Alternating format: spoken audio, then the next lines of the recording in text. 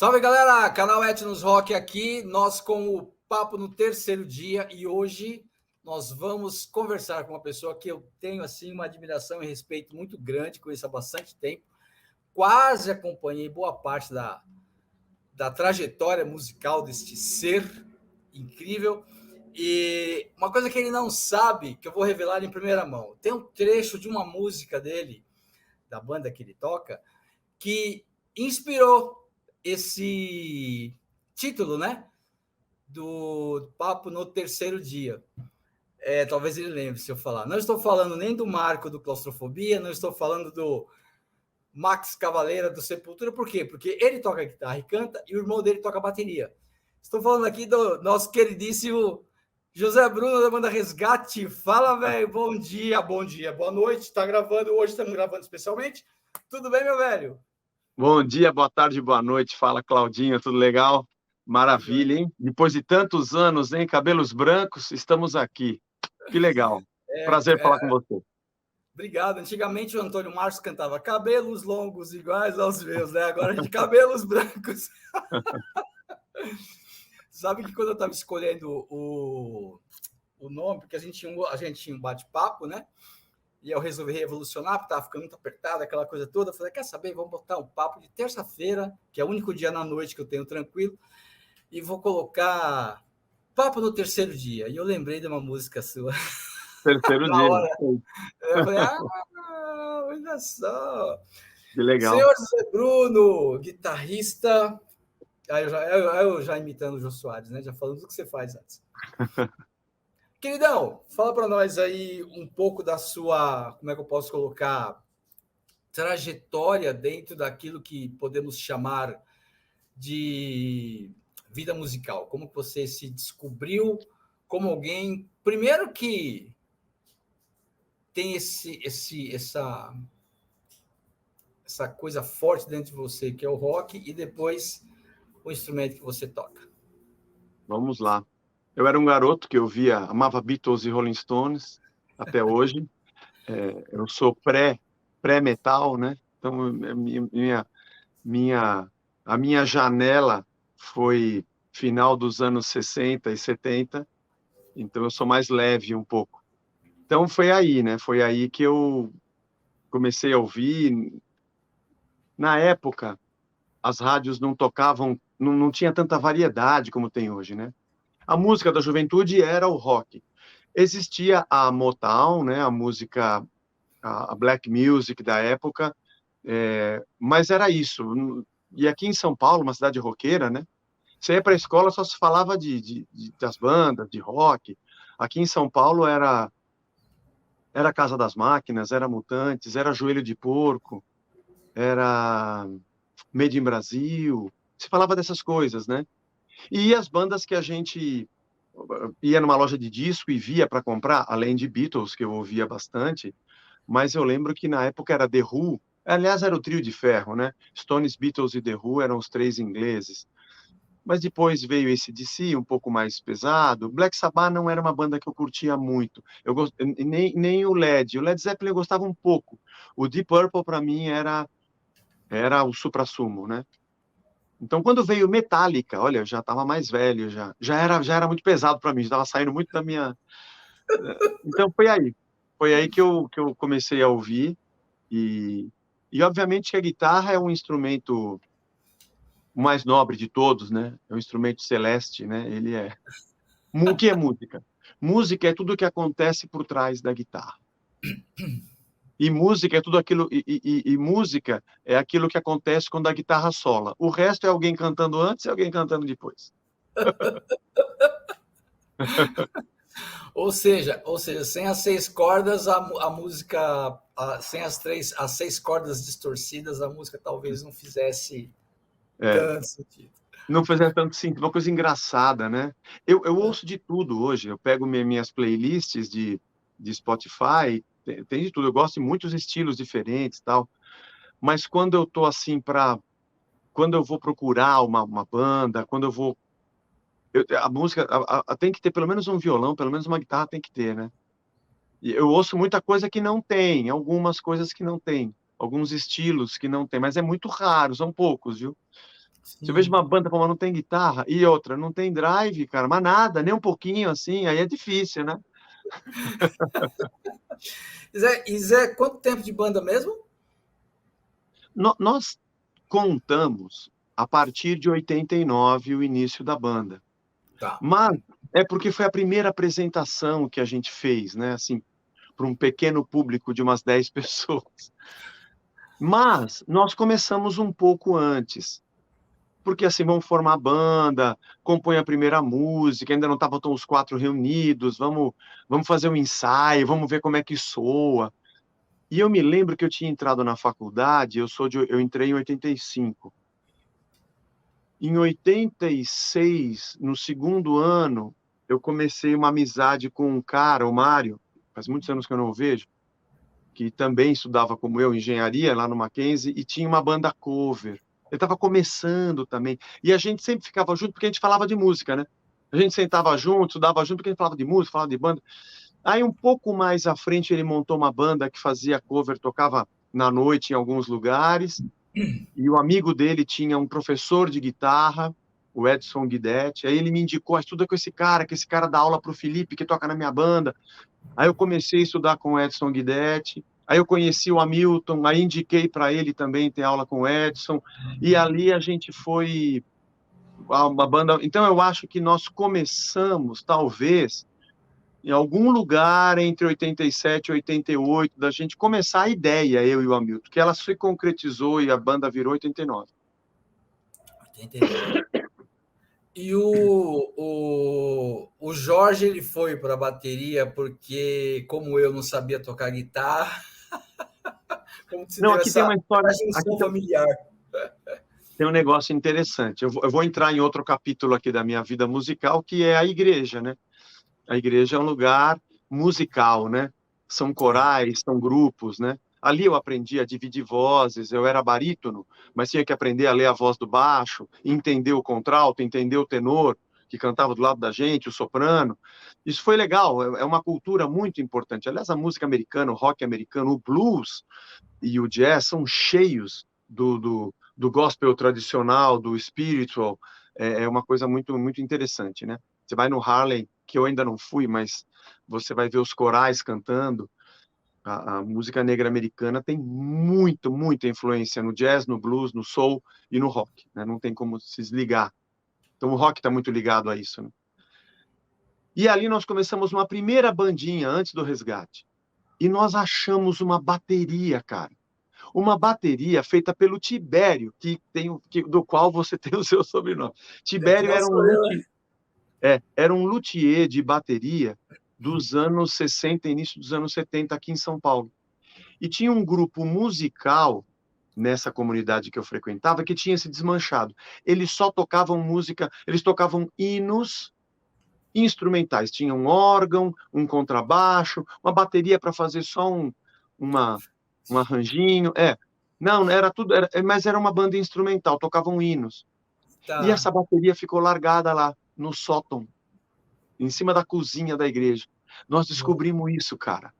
Cara, aí nós começamos a montar a nossa banda. O meu irmão se apaixonou por isso. Só que tinha um outro cara que, que era um ano mais velho que a gente. Ele trabalhava já, então ele pôde pagar um conservatório para começar a estudar bateria. Ah, era ele que ia tocar, né? E o Jorge, então, tocava violão, mas a paixão do Jorge era tocar bateria. Essa banda acabou não indo para frente, ela não deu certo. E o resgate aconteceu. Então o Jorge passou a ser o baterista do resgate. Foi isso que aconteceu. Cara, que louco, hein? Vixe. Tem coisas que na música. A primeira coisa que eu acho interessante. Qual foi a. Eu sei, você ouvia música, mas qual foi o mosquito banda ou a barra artista que fez com que você despertasse para a música mais pesada? Ah, não, para mim foi Beatles, não tem como. Eu sou sessentista, não tem como. Eu acho que uma banda, ela tem uma mensagem paralela à música, à arte, às letras, à trilha sonora da nossa história. a banda, ela é um ideal comunitário. Uhum. Uma banda é aquela coisa assim, eles são amigos e eles estão juntos. Uma banda conversa com a gente dizendo que a sociedade dá certo e que amigos juntos podem fazer coisas que eles gostam. Essa é uma leitura que eu faço de banda, desde que eu me entendo por gente. Quando eu via os vídeos dos Beatles, e naquela época você tinha não tinha videoclipe, aliás, eles foram os inventores do negócio. Então, quando eu vi o vídeo de Penny Lane, de Paperback Writer, ou as imagens deles no hotel fazendo palhaçada, tanto é que foi nisso que se inspirou uma série americana dos anos 70 que se chamava The Monkees. E o The Monkees eles não eram uma banda de verdade, apesar de saberem cantar e tocar algum instrumento, mas eles eram uma série de TV, né? Eles Eu adorava. tentaram depois ter uma banda, eu gostava demais. Eles Gostava eram também. uma imagem americana do que os Beatles foram no mundo, né? E deu muito certo, a série arrebentou, são músicas legais que não eram eles que compunham, mas a história deles também é muito legal. Mas essa ideia, eles moravam juntos. O filme, né, Help, dos Beatles, é assim, eles moram juntos, eles vivem juntos, fazem atrapalhado. Então, acho que o roqueiro é meio assim, né? Tudo bem que a gente tem o Ozzy Osbourne, que tem uma carreira solo. Ah, legal, tá. Tudo bem que a gente tem lá como é que ele chamava, meu? Puxa vida. Alice Cooper, Alice não. Cooper. Alice Alice Cooper. Cooper, que é uma imagem, uma figura. Ou mesmo David Bowie. O rock teve uns caras assim que foram sozinhos, mas perto da música pop não é nada, né? A música pop é basicamente feita por cantores, não é uma coisa de banda, né? Uhum. O rock é banda. É três caras que entram numa garagem, um cara bate na bateria, outro bate o baixo, a guitarra e sai um som, cara. Quando eu ouço coisas tipo Sex Pistols ou Ramones, que é super elementar, é uma nota, todo mundo fazendo a mesma nota, eu falo, cara, isso aqui é uma banda. Tem uma energia aqui de uns moleque numa garagem socando a mão nos instrumentos e fazendo soar um negócio. Isso para mim é apaixonante, cara. Eu não sei dizer por quê, mas quando eu me deparei com isso, eu falei, eu preciso ter uma banda, cara. Preciso fazer uma banda. Preciso arrumar uns caras e fazer uma banda porque eu quero viver dentro de uma. Sei lá, não sei explicar o porquê, mas eu sei que foi assim. É que a gente tem uma teoria, né, de que não é nós que escolhemos o rock, é o rock que nos escolhe. Nós somos. Você é um calvinista roqueiro, você crê na predestinação. Fomos eleitos, tá certo. Nós somos eleitos, cara, para poder seguir esse caminho. É isso mesmo. Levar Talvez essa bandeira. talvez como diria o Detonator, oh Deus, metal! Que da hora, cara. Meu, é muito louco isso, porque eu já tive banda, só que agora eu tô bem cansado, tô bem velho e baterista só se ferra. E eu escolhi um nicho de música onde o underground não te dá condições de você, tirando o Cannibal Corpse, Metallica, Megadeth, ou deixa eu ver qual uma outra banda, o próprio AC/DC, bandas que se tornaram mainstream ao longo das suas carreiras. Eu não tenho mais condição de fazer isso e é muito complicado. Estou um velho cansado.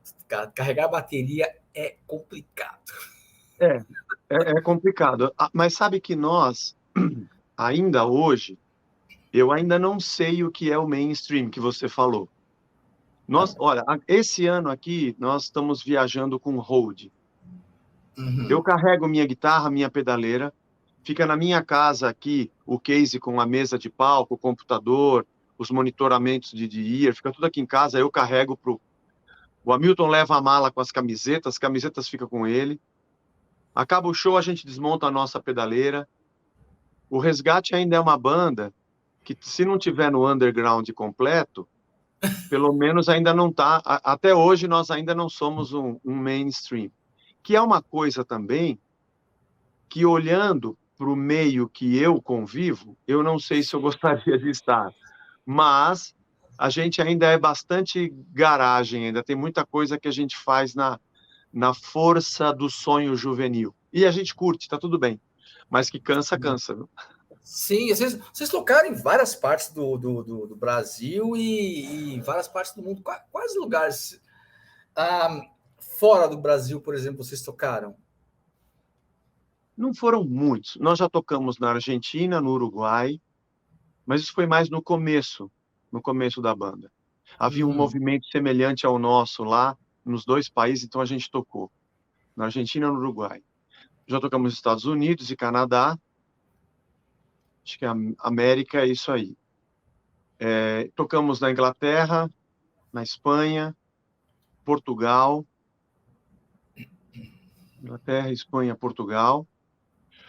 Tocamos já em Moçambique e Moçambique, Angola. que louco. Moçambique e Angola. É, acho que foi isso.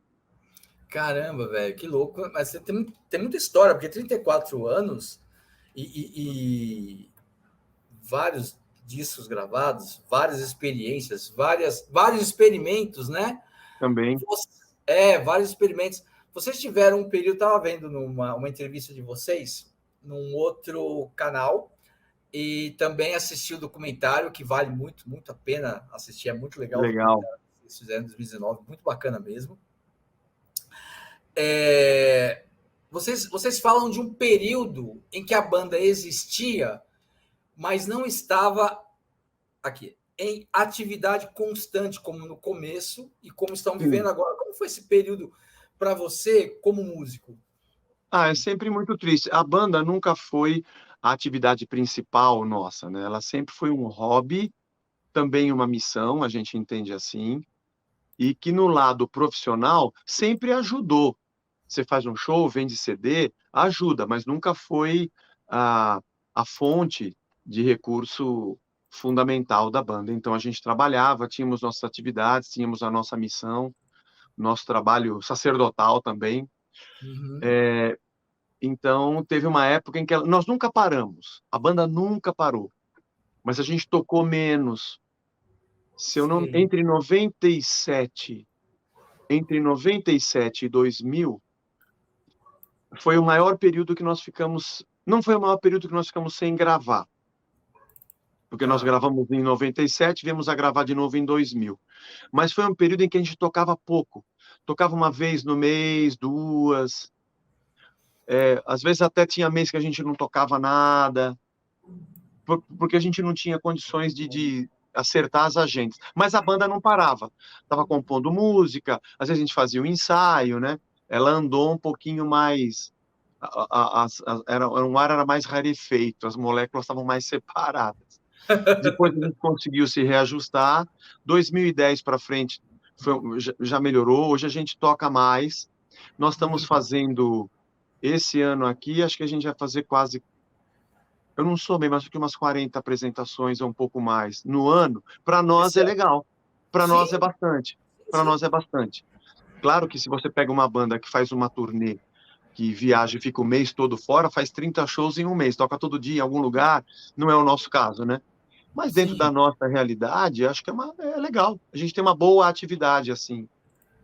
Eu acredito que dentro daquilo que vocês se propõem a fazer como banda, vocês estão no caminho que muitas bandas novas e com mais saúde, posso colocar assim, pelo menos com menos dores nas costas, né? Como a gente tem, elas têm esse alvo, esse planejamento, né?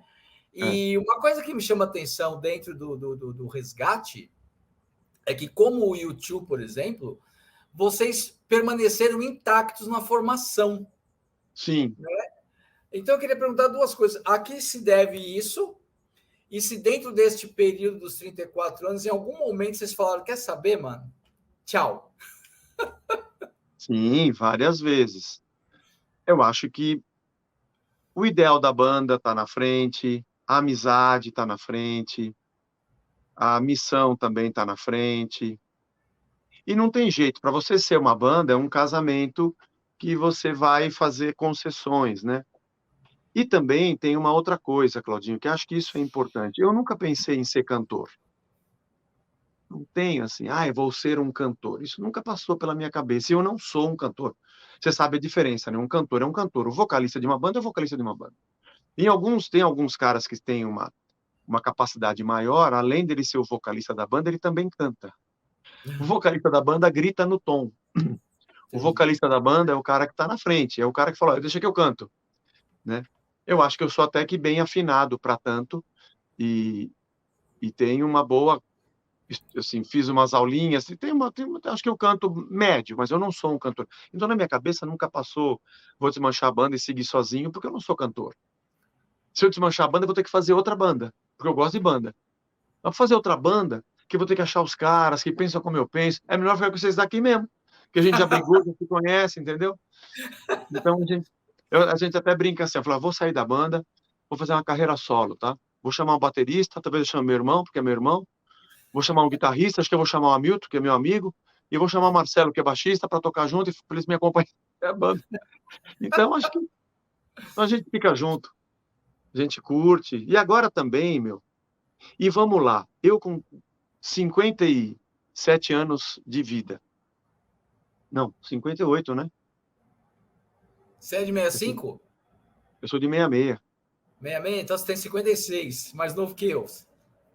É 56 que eu fiz, né? É, você fez 56, eu vou fazer 58. É, então é isso aí. Não, então você tem 57. Se você fez aniversário antes, Eu fiz. então você fez Eu fiz agora 57, eu mesmo. vou fazer 58. Isso.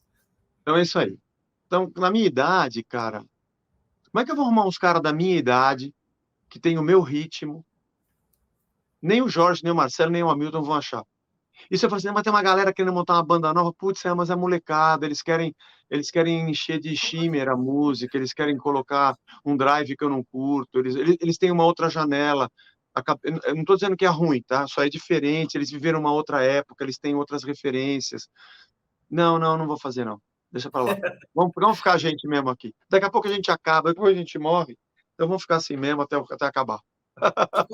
E qual é o grande segredo como o YouTube de se manter de forma tão longeva juntos? Porque as bandas, cara, elas tirando o Metallica pré-Cliff Burton, que ele morreu de acidente, né?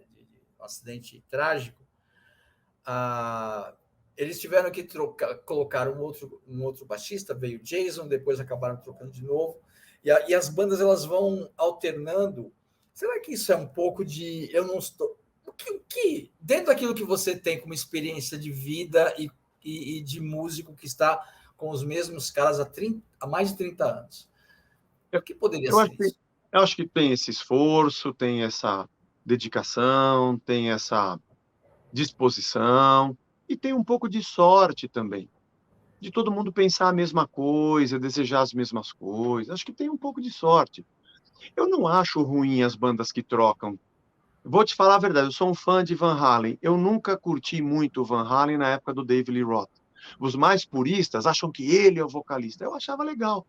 Na época do David Lee Roth, eu gosto de Panamá, Jump, Panamá. Tem Aí tá aquela bom, também, tem aquela outra, Panamá também. Jump também. Jump também. Não, mas vamos lá, vai. Tem Dance the Night Away. Tá, segundo patamar, vai, segunda. Tem Pretty Woman não é deles, mas tudo bem. Tá. E Hot for Teacher. Mas eu coloco 5 músicas, mas eu fico pulando as 3. Eu ouço só Jump Panamá. Agora, na época do Sammy Hagar, pelo amor de Deus, a fase do Sammy Hagar, pra mim, aquilo é uma banda. As composições, as melodias, a maneira como ele cantava.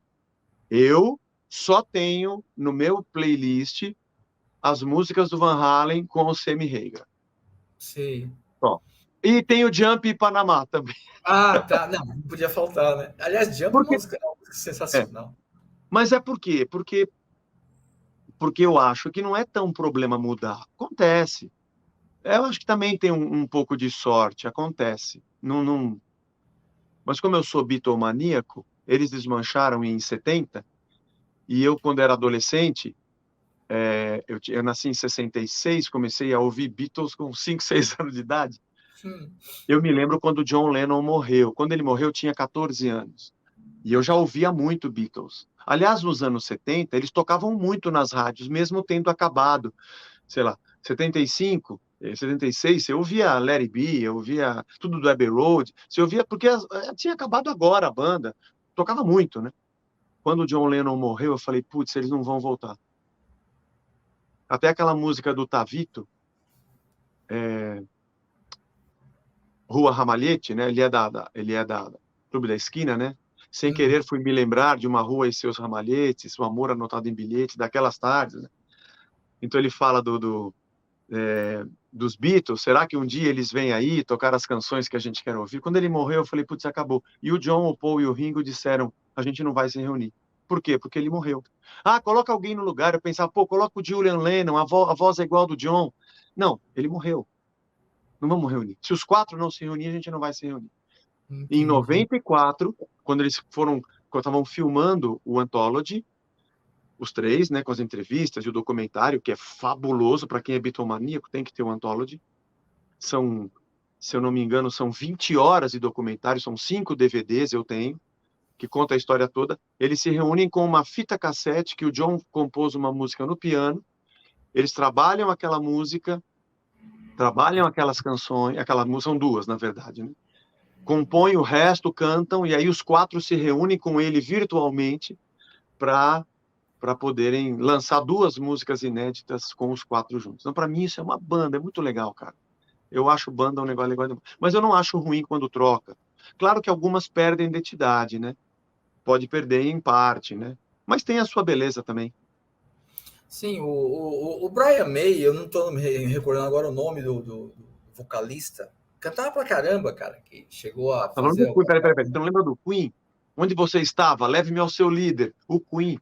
Você está Não, o falando do Queen, Freddie eu tô Mercury. lembrando, não, depois que o Fred Mercury morreu. Não, é isso, Ah, faltou tá. esse, faltou isso. Depois que o Fred Mercury morre, Tá, tá. eles fazem um Ah, baita já do fiz. evento em Wembley, um Tá. show fantástico, com vários artistas e bandas Vários tocando as artistas. Queen, maravilhoso.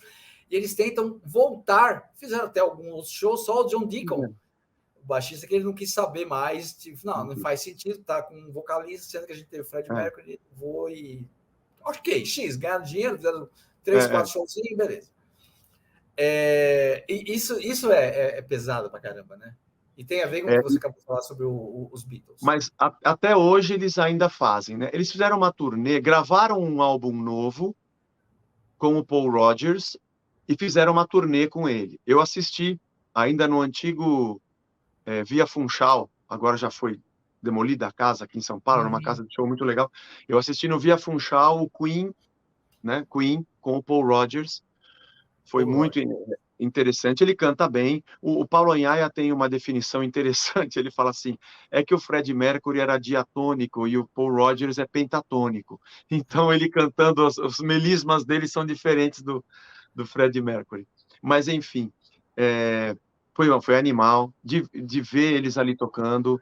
Não tinha o John Deacon, mas eu Isso. vi o Brian May tocando na minha frente. Isso aí já valeu a vida. Aliás, falando nisso, Olha aí. Foi seu eu pai que tenho. fez? Não, essa não foi meu pai que fez. A gente viajou para a Inglaterra com a banda e eu a vi numa loja e eu comprei. Eu pude comprar. Ah, Guardo com carinho. Eu só perguntei para o cara na loja se ele tinha uma guitarra do Brian May. Ele tinha, inclusive essa aqui era verde, mas eu cheguei no Brasil e fui pintar. Mandei o Tiguês colocar na cor correta, porque ele fez agora de várias cores, né? E eu perguntei para ele se ele tinha o Brian May Fingers junto, para eu tocar. Ele falou, não, os dedos do Brian May eu tenho só a guitarra dele. Falei, beleza, então eu levo só a guitarra mesmo. que pena. Mas hoje ainda eles fazem uma turnê com o Adam Lambert. De vez em quando eles estão tocando. Eu sigo o Brian May nas redes sociais, eles fazem show. Mas você vê que interessante, eles fazem o show cantando as músicas da época dourada. Não tem razão de fazer música nova. A gente quer ver o show do Queen, quer ver, né? E o Adam Lambert canta muito as músicas, tem uma tessitura vocal incrível. Então, veio até Seria, no Rock in Rio, veio tocar aqui com ele, foi muito legal. Gosto muito do Queen também. Queen é uma banda que eu gosto muito. seria uma banda cover de respeito. Cara, o Queen, eu acho que o Queen é uma banda única. Eles misturavam um pouco do jazz e do Charleston em algumas canções. Eles tinham muito de música clássica, eles faziam aqueles corais com vocal. e o Brian May fazendo aquelas orquestras de guitarra. Eu acho que eles são eles são um capítulo à parte. Quando a gente É, fala de rock, quando eu falo de banda dos anos 60, eu tenho um monte de bandas. Quando eu falo do metal, eu tenho um monte. Quando eu falo de hard rock, eu tenho um monte. Quando eu falo de Queen, é só o Queen. é Ninguém verdade. mais fez o que eles fizeram, né? Só eles faziam aquilo. Então, eu acho que, independente de alguém falar, as letras não eram tão profundas, ok, tem algumas muito profundas, tem outras mais simples, ok. Mas olhando o conjunto da obra, eles foram muito inventivos, né? Então eles eram únicos. Eles criaram uma linha única dentro do rock. E se alguém fizer aquilo, vai dizer, você está imitando o Queen. Porque eles são. Hoje em dia, é verdade. Isso é Eles, verdade. ó, vamos lá para um outro estilo que eu gosto muito, que é o progressivo dos anos 70, né?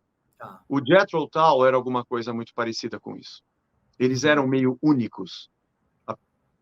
O Yes era meio assim.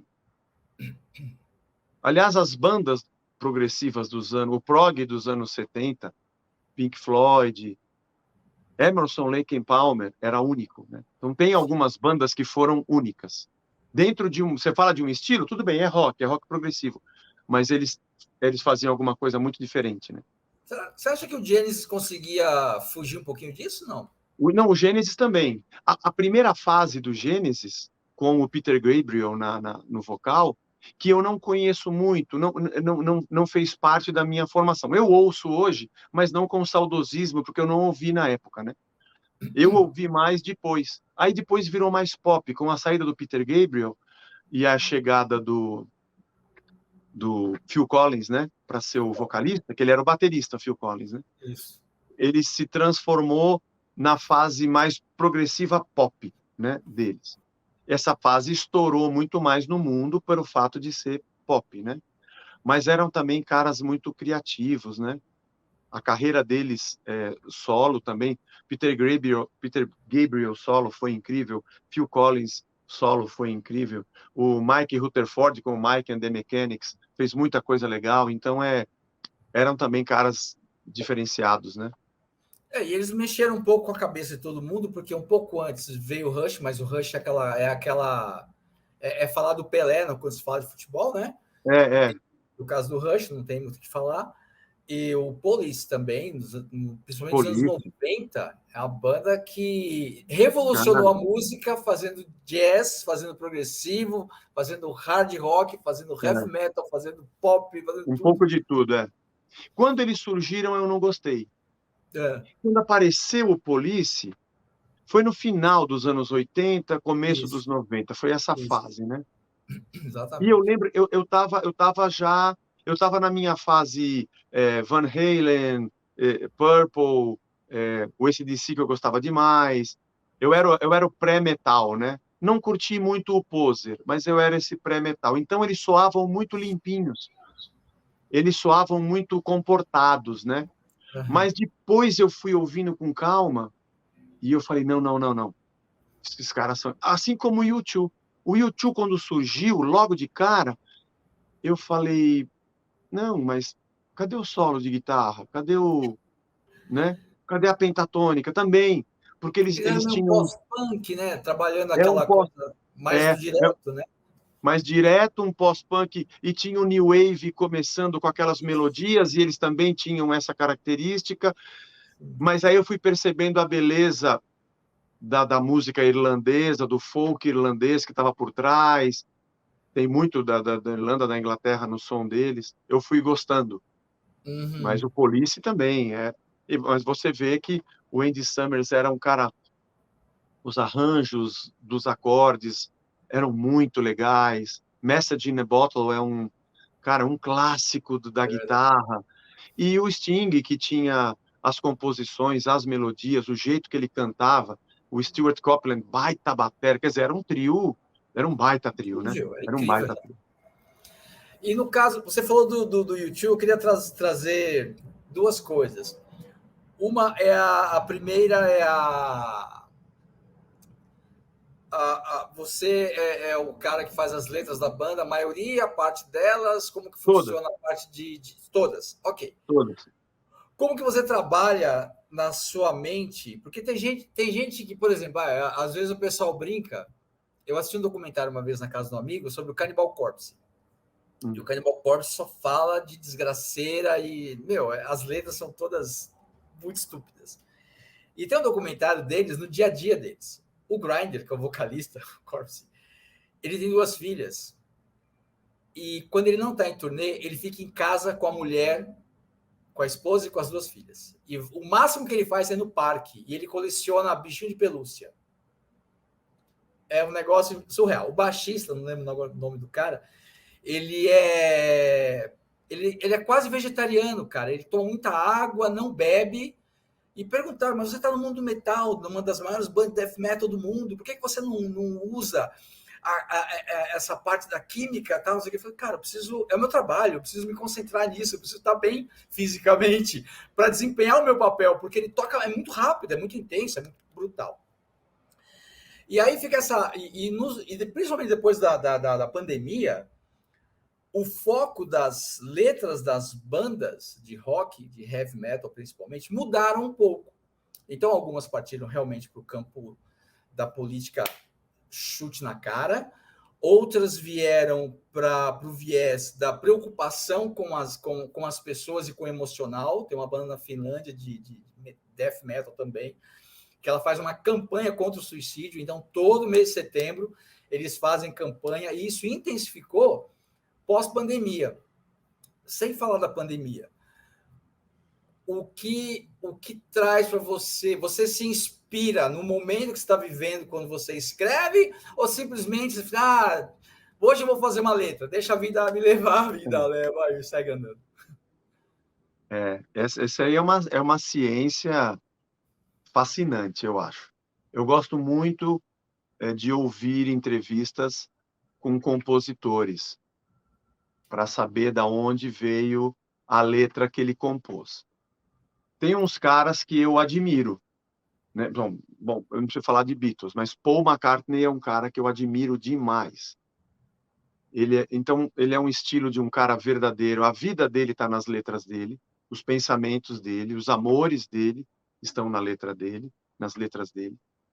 Mas ele também reflete sobre a vida que está ao redor dele. Elvis Costello é um cara que eu gosto também. Eu sou um fã de Elvis Costello, apesar de ele não ser muito famoso, mas eu sou um fã de Elvis Costello. Minha playlist de Elvis Costello deve ter umas 80 músicas, assim, ele é um cara da época do punk, né? Elvis Costello e The Attractions, o Imposters, acho que foi a primeira, né? Elvis Costello e The Imposters, começou no movimento punk, né? Os primeiros álbuns dele são punk, né? Mas as letras eram sempre muito cabeça, mas muito cabeça. Tem os caras tipo Bernie Taupkin, que compunha as letras para o Elton John, que já é uma coisa mais de amor. Your Song, pelo amor de Deus, acho que é a música mais incrível que alguém já fez sobre amor ever no mundo. Acho que não sei se tem alguém que fez alguma coisa mais incrível do que ele fez em Your Song.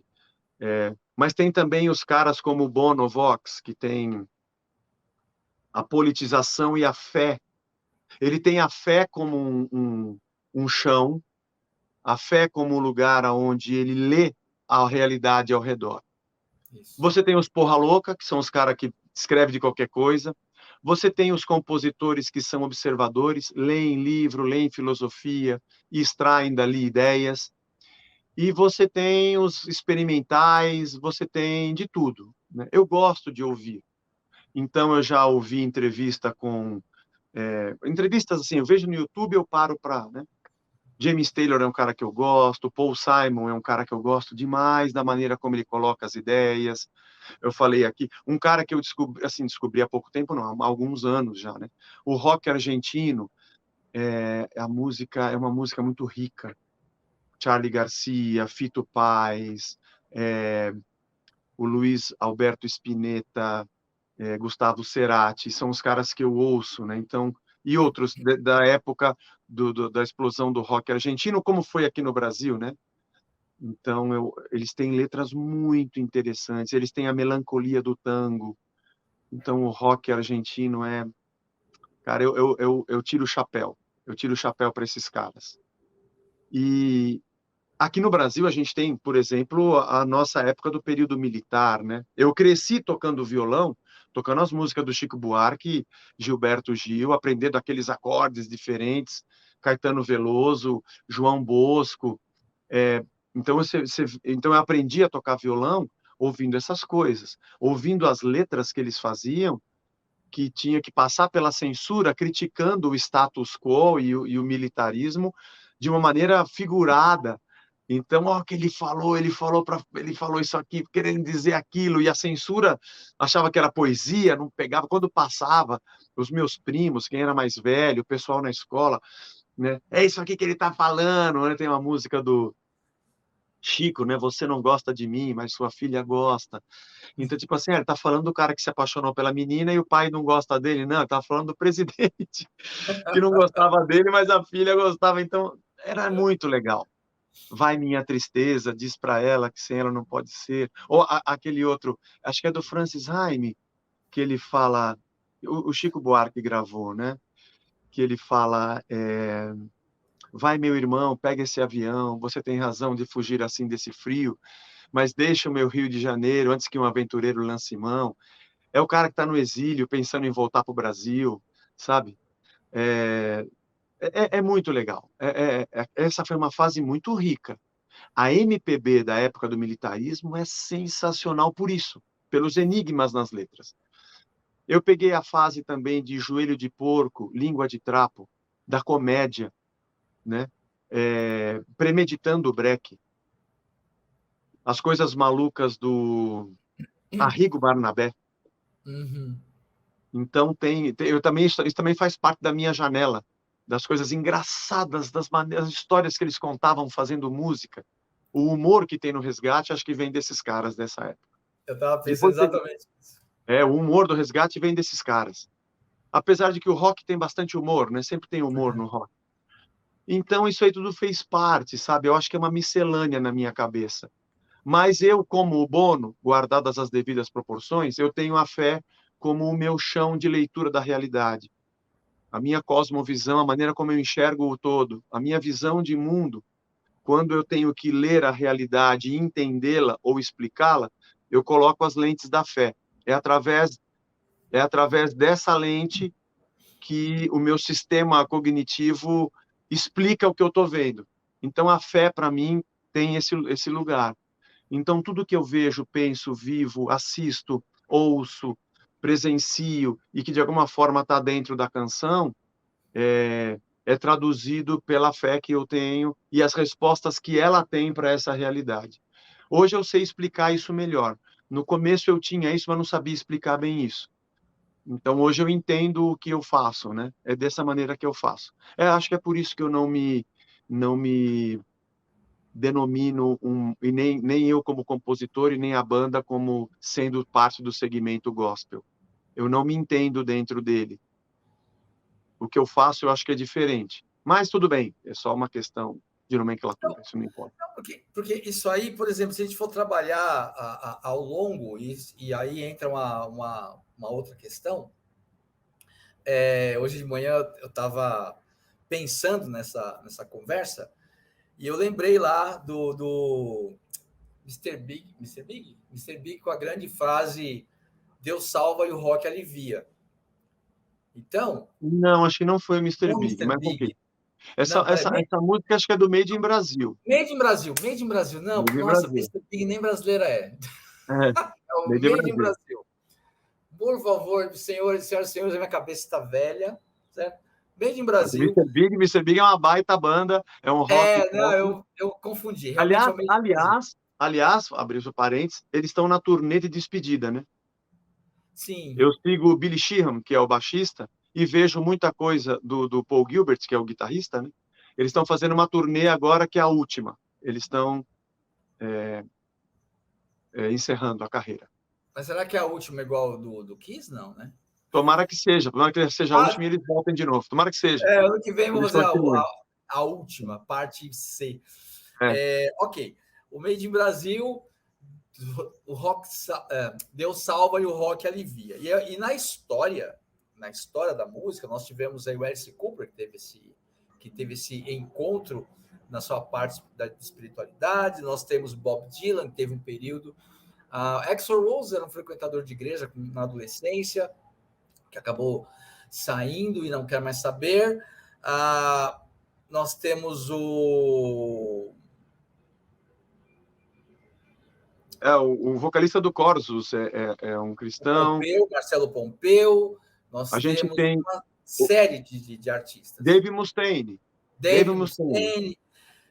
Nick McBrain, do Iron Maiden, baterista do Iron Maiden. Aí nós entramos numa coisa. O próprio U2, tirando o baixista, o Adam, tirando o baixista do Adam Clayton, os três professam a fé. Você falou sobre a fé.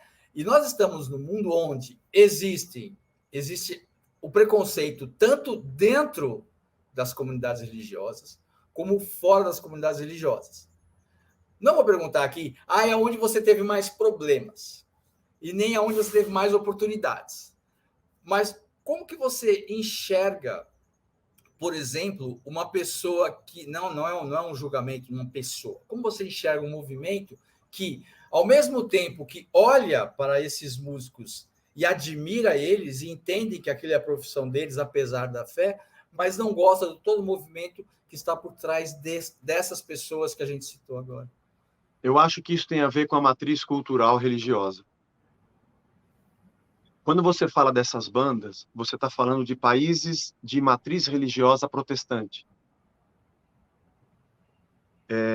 Bandas inglesas e americanas. O mundo mudou bastante, o papel da religião e o lugar dela na história dessa pós-modernidade mudou bastante. Mas nós estamos falando de bandas que vêm aí dos anos 80, 70, 80, 90. O americano é protestante. Assim como o brasileiro nasce católico, né? O brasileiro nasce e a mãe leva numa igreja católica e batiza. Ok. O Brasil é um país de matriz católica. Essas bandas são bandas que nasceram em países de matriz protestante. Então o cara nasce, para onde ele vai? Vai para a igreja. O fato dele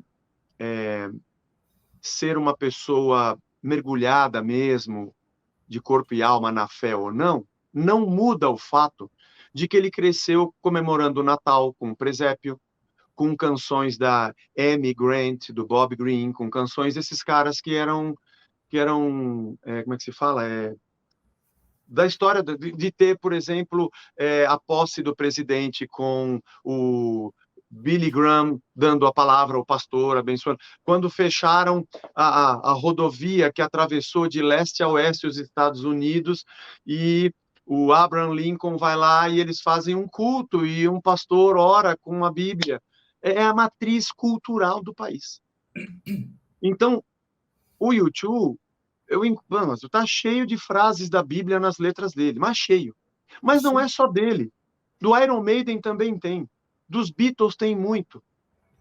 Às vezes eu pego canção, tem uma canção do Deep Purple, sensacional, feita em cima de Eclesiastes capítulo 3. Aliás, o Bob Seger, né, que era do The Kinks, também tem. Nós gravamos essa música. Turn, Turn, Turn. Foi um sucesso nos anos 60. É Eclesiastes capítulo 3. Esses textos estão na cabeça deles, eles cresceram ouvindo isso. E esses países também desenvolveram dentro da sua cultura uma ideia de que não existe essa separação. Eu canto de amor, ou eu canto sobre a paz, ou eu canto sobre a natureza. Tudo isso eu canto na perspectiva de alguém que crê em Deus. Tá, não tem nenhum pecado nisso.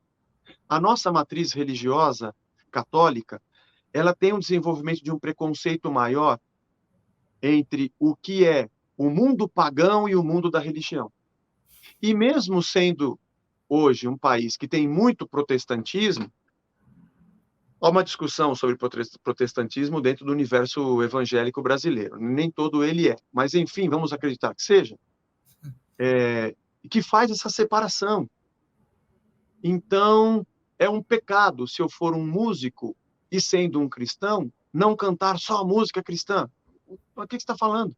Mas quando eu canto sobre o amor, eu canto como um cristão. Quando eu falo sobre a tarde em Itapuã, do sol que eu vejo caindo numa praia, eu falo isso como um cristão que ama a criação que vem de Deus. Ou quando eu canto a respeito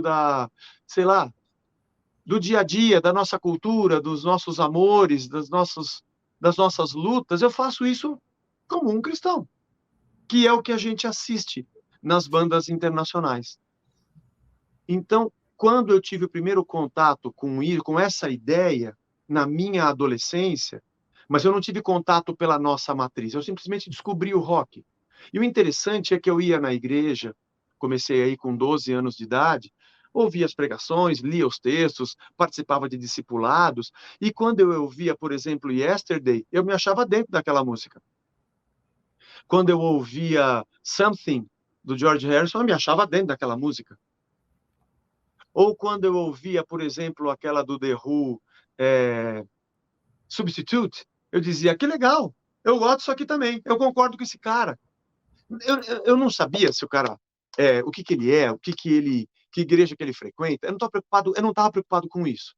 Mas aquilo que ele falava se encaixava no que eu acreditava. Eu não fazia uma leitura de quem está dentro e quem está fora da religião. Então, se você for pegar por essa ótica, você pega, vamos falar da música brasileira, tanto de rock, samba, o que for, talvez 80% desses músicos, se você perguntar se crê em Deus, ele vai dizer sim. Que igreja você vai? Ah, eu sou batizado na paróquia tal, ele é católico. Mas o fato dele ser um católico, de participar de uma missa, não impede ele de cantar sobre o amor, sobre a injustiça, sobre maldade, sobre alegria. Mas em algum momento, na nossa história do desenvolvimento do pensamento cristão, algum tipo de ruído entrou na nossa cabeça de que isso seria pecado. E que se eu cantar uma música de amor para minha esposa e não for uma música para Deus, eu estou pecando. E se eu cantar alguma coisa falando sobre o amor e a justiça na humanidade, eu estou pecando. Sendo que Deus disse para eu cuidar da terra, amar o próximo como a mim mesmo, cuidar da criação e praticar a justiça dele e o amor dele nessa terra. Então, quando eu canto justiça, amor, lealdade, amizade, eu estou fazendo alguma coisa que ele mandou eu fazer. Ele não acha isso ruim. Nós é que criamos uma bolha religiosa. Então, acho que é por isso também, esse é um outro motivo pelo qual eu não me encaixo dentro do segmento de mercado chamado gospel. Para mim, ele não faz sentido. Eu não estou dizendo que a música é ruim, tem muita coisa legal. Eu não estou dizendo que não existam composições muito incríveis e que eu acredito e compartilho da verdade que eles cantam. Tá tudo certo. Eu só não me enxergo dentro dessa, dessa tenda. Entendi. Eu acho que eu tô aqui, ó. Eu tô aqui, eu tô vivendo, como diz um Luiz Alberto Spinetta, se é para explicar com o rock argentino. Todas las hojas son del viento. As folhas são do vento, cara. Você não vai segurar. Não queira encaixotar isso. Não queira colocar numa garrafa. As folhas são do vento.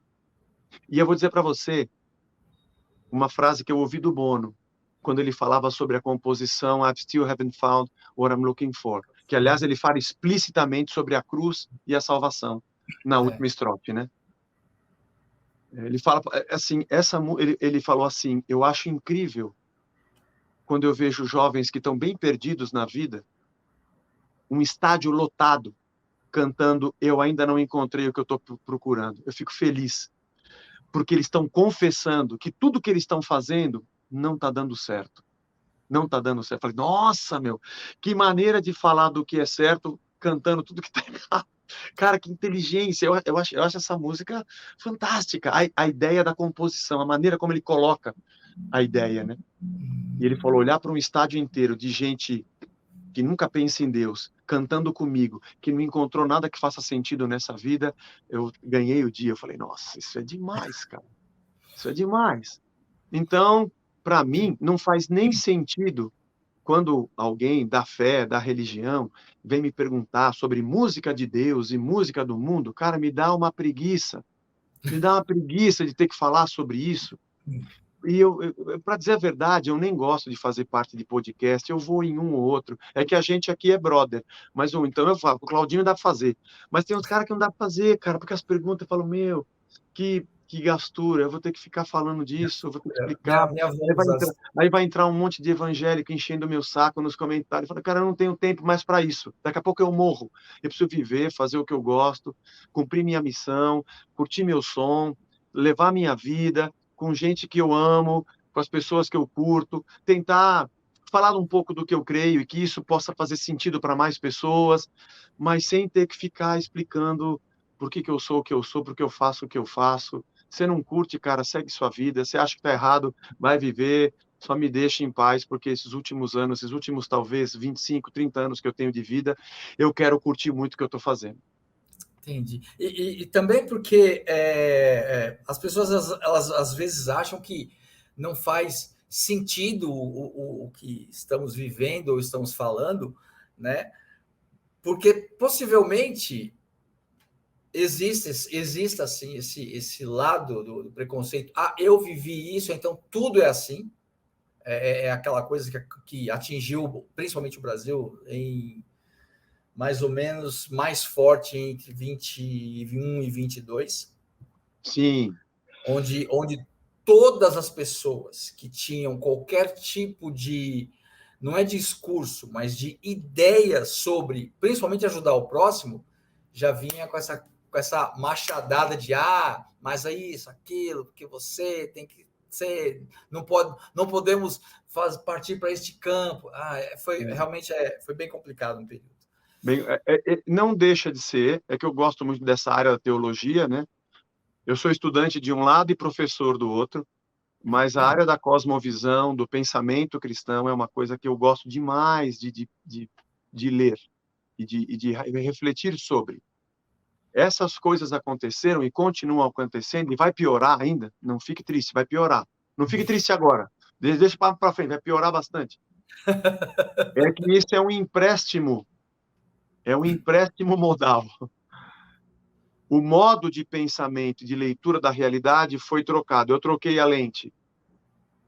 Eu tirei a lente do evangelho e eu coloquei a lente da ideologia política, eu coloquei a lente da ideologia econômica e eu Das minhas passei a ler a convicções. realidade a partir de outros pressupostos. Eu troquei meus pressupostos. Só que o problema não é esse apenas, porque você pode ler a realidade a partir de qualquer pressuposto. O problema é que eu consegui, sabe aqueles brinquedos de criança que tem um cubo e você tem que encaixar no quadrado, tem uma Uhum. bola, tem que encaixar na figura redonda. Eu estou querendo pegar o triângulo, encaixar no redondo e dizer que aquilo ali, daquela outra ideologia, é o cristão. Eu tentei fazer uma amálgama impossível de se fazer.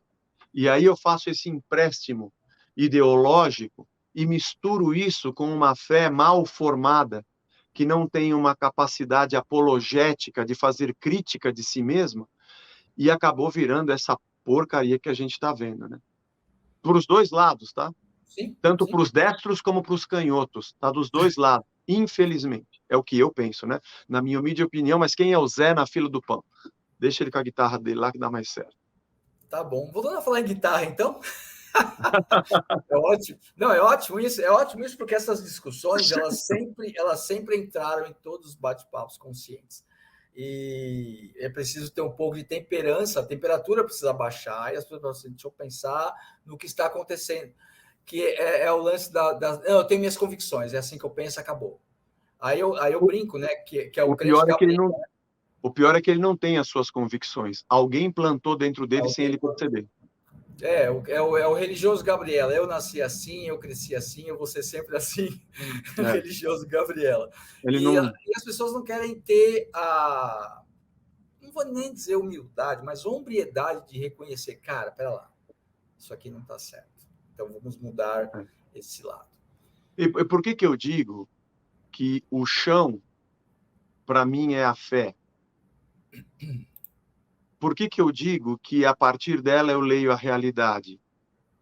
Porque esses empréstimos ideológicos e filosóficos, eles são. É... Puxa, como é que eu posso dizer?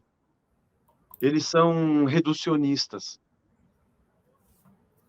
na minha ótica Uhum. de fé. Porque, para mim, a grande metanarrativa que dá explicação da existência humana, para mim, são as escrituras. E essa metanarrativa, ela é a única capaz de explicar o mal na Terra. Mas quando eu faço esse empréstimo ideológico, eles não conseguem abarcar. isso. Eles não conseguem encampar essa explicação da maldade no ser humano e da autodestruição da humanidade. Existem muitas tentativas, mas quando eu abandono essa maneira de pensar, essa grande metanarrativa que a fé me dá, e eu começo a fazer uma leitura minimalista, na minha opinião, eu estou destruindo tudo que eu creio. Aí eu deixei de ser um cristão. Essa é que é a verdade.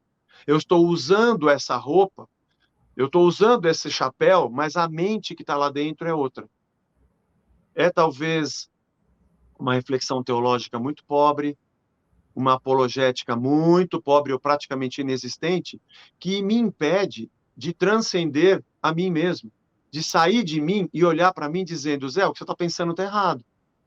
A autocrítica desapareceu. Por isso que você falou da humildade. Não há autocrítica, não há apologética. Eu não sou capaz de admitir que o outro cara que está do outro lado está dizendo possa ser bom. E, de repente, pode. Porque nenhuma dessas filosofias ou ideologias consegue dar conta do todo. Aliás, em nenhuma área em que toca o pensamento humano consegue dar conta do todo. Então, por isso que a gente tem essa cisão tão burra, na minha maneira de pensar, dos destros e dos canhotos. Não dá para olhar para o outro lado e falar, cara, isso que você falou é legal. E o outro olhar para cá e dizer, tá, é verdade, isso que você disse, você tem razão. Mas acontece, aqui só vou falar isso, tá? Não gosto de falar disso, mas eu vou falar só isso. Nós somos sempre cooptados. Nós não somos livres. Sempre tem alguém querendo te sequestrar. E para a classe política, a cisão é a melhor maneira que existe para se perpetuar, porque ela cria uma militância gratuita. A militância gratuita, ela tem a ideologia como sua fé. E a ideologia tem contornos religiosos. Então, a ideologia faz com que aquela militância acredite que aquele político é perfeito, assim como a gente crê na infalibilidade papal. Ela também é uma religião. Essa ideologia também grita e levanta a mão na frente daquele líder. É um louvor, é uma adoração. Isso também é um contorno religioso. Toda ideologia é uma idolatria, porque eu estou prestando minha vida e minha devoção a alguém ou algum ideal, pensando que quando eu me curvo diante daquilo, eu recebo as divinas benesses que ele pode me dar. E não se esqueça disso. Todo líder político gostaria de ser um líder religioso, porque ele consegue cativar pelo fanatismo irracional as pessoas. E todo líder religioso gostaria de ser um líder político, porque ele poderia ter a caneta e principalmente o orçamento na sua mão. É por isso que nesse mundo louco e doente, não são todas as pessoas, não são todos os líderes que estão nesse campo, mas existe uma grande multidão de líderes religiosos e políticos que se dão muito bem juntos. Eles andam, dormem, comem abraçados. É por isso que o líder político tem lugar no púlpito e o religioso tem lugar no palanque, porque os ideais deles são os mesmos. Nesse aspecto negativo da palavra religião, ela é a melhor coisa que o ser humano inventou para afastar o homem de Deus. E é a melhor coisa que o ser humano inventou para fanatizar pessoas na política. Eu procuro ficar fora desse pensamento irracional, fanático, imoral, orgulhoso, não humilde, burro e que não tem capacidade de autocrítica. A solução, com certeza, estaria na comunhão da humanidade, na comunhão de pensamentos, visando o bem de todos. Mas como o líder político ele só visa a perpetuação, ele vai sempre bater do outro lado e nunca pegar o que o outro lado tem de bom. Ele vai sempre criticar o seu opositor, levando a sua militância ao ódio do outro lado. Você quer saber? Para a liderança política do Brasil, essa polarização brasileira é a melhor coisa que aconteceu. Para nós, é a pior coisa que aconteceu. E eu vou encerrar dizendo, quando alguém me perguntava em quem você vai votar, Eu não votei em ninguém, eu votei em branco. E eles diziam assim, quem você acha que vai ganhar? Eu dizia, acorde. Não importa quem vai ganhar, Todo. nós todos vamos perder. Porque a mentalidade dominante está doente. Mas eu tô só o Zé na fila do pão. Então eu guardo isso para as minhas letras, né? Mas eu acho triste isso. Vamos lá. Incrível isso. Zé, você trabalhou com o Paulo Anhaia? Você trabalhou com quanto tempo? Quantos dias vocês fizeram com o Paulo Anhaia mesmo? Vamos lá. Acho On que eu the tô Rock. forçando a barra, né? Pô, 34. Ele fez On the Rock, ele fez Resgate, ele fez Eu Continuo de Pé, ele fez Este Lado para Cima, ele fez Praise. Ele fez 5 álbuns do Resgate. Que doido. Como foi trabalhar com ele, cara? Não, Porque o Paulo é documentário é irmão, né? sensacional. O documentário é O sensacional, né? Paulo é irmão, né? Meu sobrenome é meio Enhaia, o dele é meio Bruno. Paulo é irmão. A gente gosta muito dele.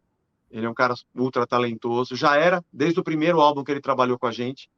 Apesar da gente ter a mesma idade, ele já era um cara fução de estúdio, de áudio, de som, o ouvido, a janela, o rock onde ele cresceu, e a experiência que ele teve. Então, isso ajudou muito. Ele ajudou muito a formar a identidade sonora do Resgate. No álbum On The Rock, ele trabalhou muito isso. Porque Uhum. o primeiro e o segundo, nós ainda éramos uma banda que tinha um pouco de tudo. Não que a gente não tenha, nós temos um pouco de tudo. Mas parece que aquela linha nervosa central, ele acordou a gente para entender a, a, o pensamento roqueiro, da onde parte, como os arranjos se processam. Tudo acrescenta, mas eu digo que o Paulo trabalhou na alma da banda, sonora da banda, né? Isso foi muito legal. Do On The Rock para frente, né? Os outros dois primeiros foi um conjunto. O Edson Guidetti trabalhava com a gente, produzindo, num estúdio que era do Rick Bonadio. O primeiro era um estúdio de 8 canais. O segundo não era o Midas, mas era um estúdio que ele tinha na Cantareira. O Rick nem era famoso como ele é hoje, mas sempre foi um cara também genial, muito inteligente. Então a gente teve esses primeiros dois feitos pelo Rick e pelo Edson. Depois tivemos o Paulo. Depois, em 2008, 2009, o Dudu Borges entrou na banda e ele era já o início de uma carreira de produtor. Ele tinha uma cabeça pop e cresceu em Campo Grande, onde os caras produziam sertanejo, por isso que ele é o inventor do sertanejo universitário, cheio de referências, muito criativo. E aí a gente teve até 2009 não, desculpe. Ele entrou na banda em 2006, se eu não me engano, 2005, 2006. Ele também produziu uns 3 ou 4 do Resgate. Ele foi sair só em 2010. Uhum. Foi antes. Ele entrou em 2000. Agora estou lembrando. Ele entrou em 2000, quando nós começamos os ensaios pro Praise. Sim. Desculpe, pro Eu Continuo de Pé. Logo após o acústico. Ele entrou em 2000. A gente tinha acabado de gravar o Praise e ele entrou. E ele ficou até 2010. Ele tocou 10 anos conosco. Ele fez o 15 anos, ele fez o Ainda Não É o Último, ele fez o... Oh, meu Deus, como é que chama aquele álbum? É muito disso. Discografia. Até o Envelhecer, fez o Até o Envelhecer ao vivo. Ele trabalhou com 4 álbuns, ele fez da gente. Então também foi... Então a gente teve 5 com o Paulo, 4 com o Dudu, 2 com o Edson e com o Rick. Então você pega esses nomes, Rick Bonadio, Paulo Anhaia e Dudu Borges, a banda não explodiu no Brasil é porque a banda é ruim, porque os produtores eram muito bons. Para você ver que isso é para você ver que um produtor não faz milagres. Para! Não, porque eu vejo assim. Tá bom, ok, mas também entra aquela coisa dos objetivos, como você falou lá no começo, né? Mas tô brincando, é piada, né? É uma piada. Lógico. 34 anos de banda, 13 álbuns de estúdio, 4 álbuns ao vivo, uma compilação com as melhores músicas, e uma videografia com 7 trabalhos, sendo que vocês fizeram 3 CDs com músicas inéditas, cara. Fizemos 30 músicas, né? Foi um álbum dos 30 anos. Foram 30 músicas inéditas. Quanto tempo levou esse desde a ideia, quando você anunciou a ideia para os malucos, ficaram mais doidos ainda, até o fechamento todo. Um ano? Mais, né? A ideia surgiu em 2017. Nós faríamos 30 anos em 2019, né? Então eu tive 2 anos trabalhando as composições. Começamos a gravar em final de 2018. Em 2019, em maio de 2019, que é a data que a gente tem mais ou menos dos 30 anos, nós começamos a lançar 3 músicas por mês e foram 10 meses de lançamento. Nós fomos até março de 2020. A gente acabou de lançar, começou a pandemia. Então foram 3 músicas por mês. Obviamente a gente não tinha todas gravadas. Acho que nós gravamos 6, começamos a lançar, a gente ia gravando e lançando 3, 3, 3, né? Então foi de 2017 até 2020, foi o projeto todo. No meio disso foi sendo gravado o documentário, que também foi lançado em 2019. Também foram 2 anos de trabalho, 3 de gravação. Foi um projeto bem legal, assim. Para a galera que curte a banda, que gosta do Resgate, todo mês saíam 3 músicas novas, a galera curtia pra caramba, ficava esperando o lançamento. Foi, assim, um período muito, muito legal também. A gente curtiu muito fazer essa história. E no meio da pandemia, a gente fez uma 31ª chamada A Dor. É uma balada, né? Uma balada folk. Estava todo mundo em casa, tudo fechado. A gente gravou cada um da sua casa, né? Ela está dentro desse projeto aí. Nossa, que loucura, cara. Muito, muito, muito trampo. É só isso aqui. É só isso aqui, é. Porque, cara... Quem deu esse título foi o Rodrigo Cabral, que é o diretor do documentário.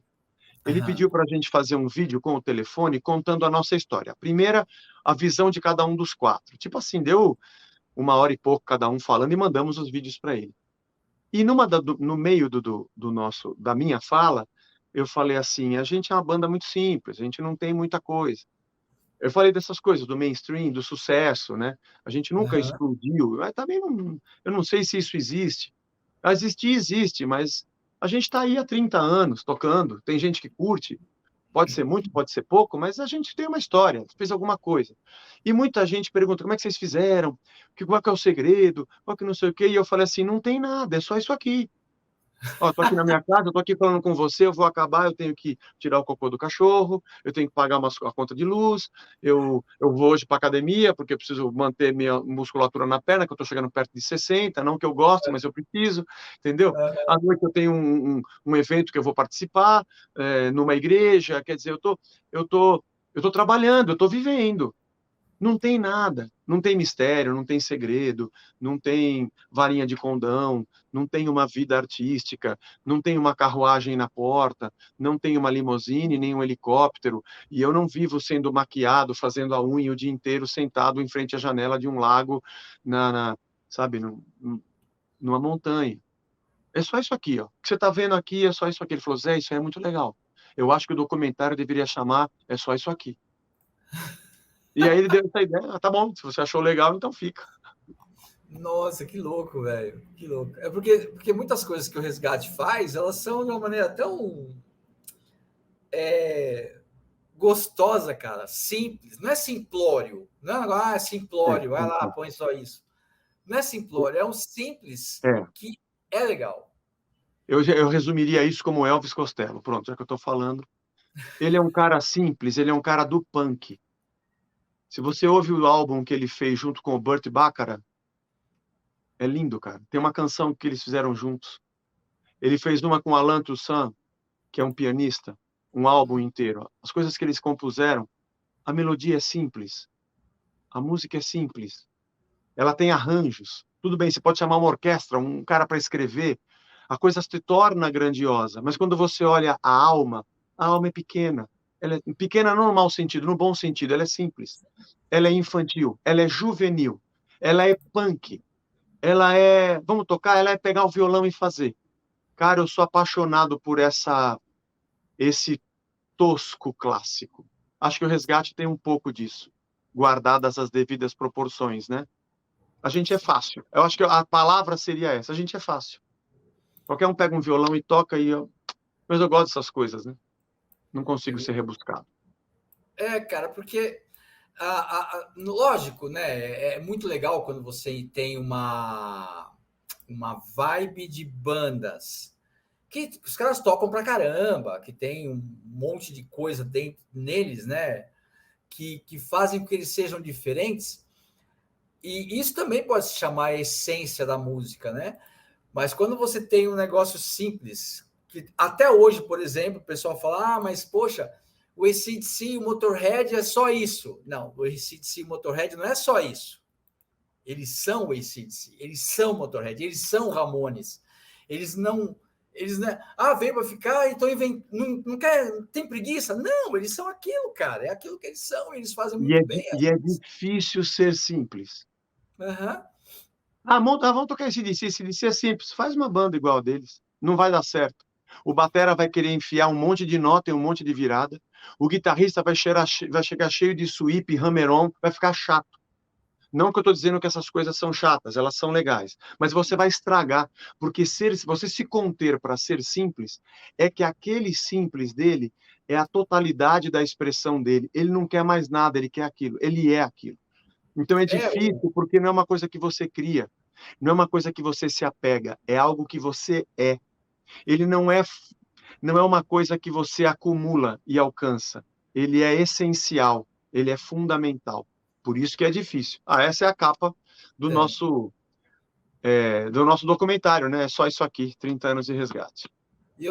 Cara, eu vou falar para vocês que a gente faz um programa de sexta-feira, esteja conosco sexta-feira no canal do YouTube mesmo, chamado Sexta-feira e Rock, onde a gente dá notícia, lançamento, eu e o Paulo Mercury do Metal no Vale, nós fazemos esse programa toda sexta-feira às 11 da manhã ao vivo. Eu tô me descobrindo, porque eu tô criando as coisas aqui enquanto você fala, e obrigado que você, além de falar bem, fala de uma maneira que você consegue concluir o raciocínio, eu consigo também ir trabalhando ao mesmo tempo. Então, isso aí é mais uma coisa que está me deixando feliz com relação a mexer com tudo isso aqui chamado StreamYard. Cara, que louco, velho. Muito bom. E você aí que está assistindo a gente, cara, esse documentário eu vi inteiro. Você sabia que eu apareço nesse documentário, né, Zé? Que parte? Tem uma PAN, não sei se qual evento que é, tem uma PAN que é dada na câmera, na plateia, e eu tô com a camisa do Palmeiras bem na frente. É o único momento que passa assim. Mas não tem uma hora que mostra Hã? aquele bandeirão que vocês fizeram, Jesus Vida e Rock and Roll, não aparece no documentário? Não. Porque era você que ficava com o bandeirão lá em cima. Eu acho que em algum momento, assim, mas não. Inclusive tem uma situação. Vou dar um testemunho aqui. Se você apareceu com a camisa do Palmeiras, nós já ganhamos o documentário. Já valorizou, viu no começo. Vocês, inclusive, tocam uma música do Devil Crusher, né, cara? Nós tocava? Vocês tocavam o cover do Devil Crusher, né? A banda que eu era baterista. A música de uma nota só. Genial, genial. São as loucuras do meu Deus que param na nossa cabeça. Fazer uma confissão aqui, deixa eu botar o biombo, desse lado aqui, deixa eu botar o biombo do confessionário. Eu lembro que uma época eu estava bem zoado, chateado. Esse cidadão faz parte da minha vida, com várias coisas que estavam acontecendo, né? Estava bem triste mesmo. E você, num show, citou essa faixa e apontou para mim, aquilo ali foi quase um resgate. Olha só. Não foi salvação, porque aí também já ia trocar os deuses, né? Mas de qualquer maneira, ali foi um resgate da minha vida, que eu estava bem legal. triste.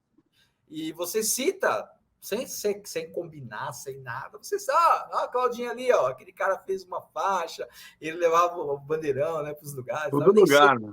Que deu esse bandeirão, que fim que deu isso. Que legal. Mas são muitos anos de história e alegria gigantesca te receber e obrigado. Poder ter esse papo sensacional. Cara, adorei, velho, adorei. Muito bom. Eu vou fazer o seguinte, você que está nos assistindo aí, nós já fizemos essa entrevista outro dia e não deu certo, deu um pau aqui no meu computador. Mas eu vou botar nos créditos, no final, a parte que eu te abandono, que eu mandei para você. Legal. Né? Botar em PB lá para o pessoal assistir, porque muito foi bom. Engraçado e foi um desespero aquele dia. Sensacional. Até consegui acertar.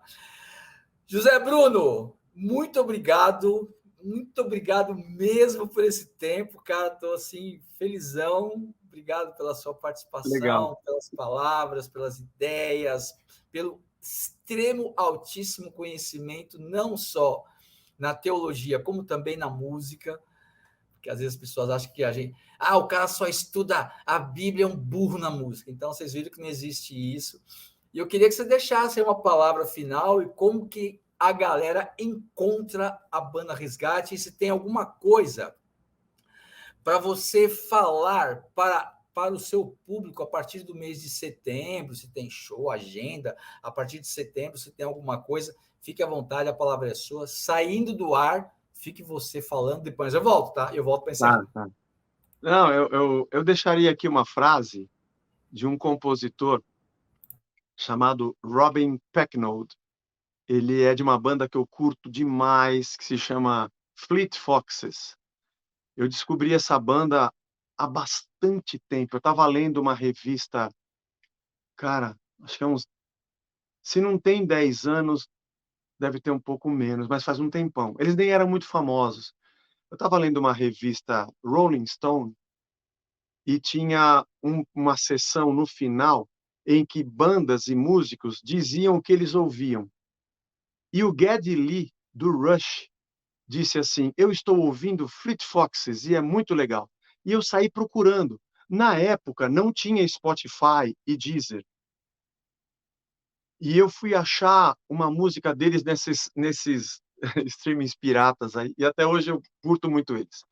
E o Robin Pecknold tem um trabalho solo. Tem uma canção dele muito legal.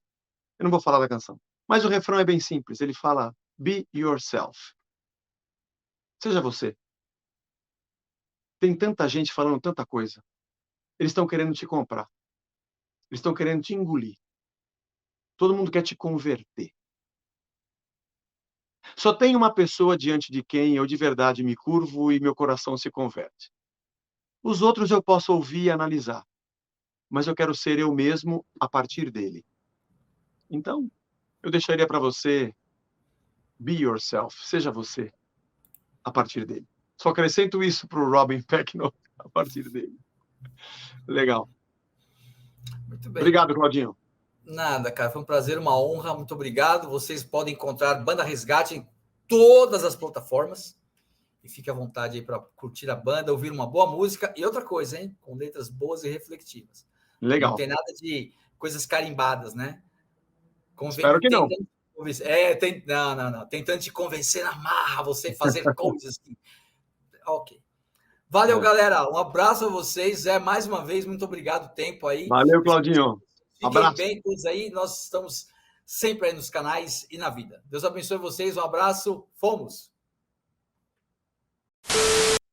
E aí fica ouvindo. Ah, não, isso aqui acho que não é tão legal. Aí põe de lado, vai saindo. Virou um EP. Era para ser um álbum com 11, 12 músicas. Estamos lutando para ter 6. Não que não tenha mais, é que a gente não sabe se é legal ficar lançando coisa que nem a gente está gostando muito, né? Mas o nosso processo criativo é mais ou menos assim. Assim que rola.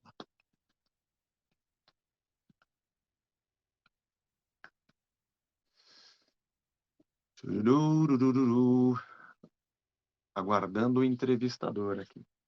Acho que o Claudinho caiu e me deixou sozinho aqui. Isso aqui é meu home studio, aqui que eu estou. Que a gente faz umas coisinhas aqui. Na verdade, a gente grava aqui, né?